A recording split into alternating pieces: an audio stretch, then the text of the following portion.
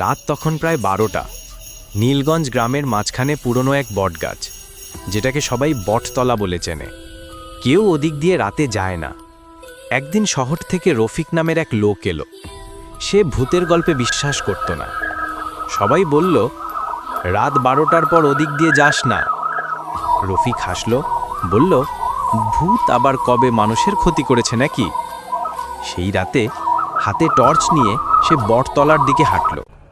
বাতাসে অদ্ভুত গন্ধ, গাছের পাতা কাঁপছে, অথচ বাতাস একদম নেই।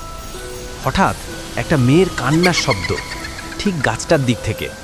টর্চ ফেলেই সে চারদিকে তাকালো, কেউ নেই। কিন্তু পায়ের নিচে ঠান্ডা কিছু ছুঁয়ে গেল।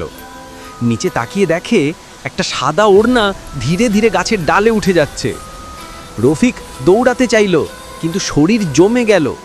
কানে ভেসে এলো ফিস ফিস আওয়াজ, আমি এখনো অপেক্ষায় আছি আমার শেষ পথচারীর জন্য।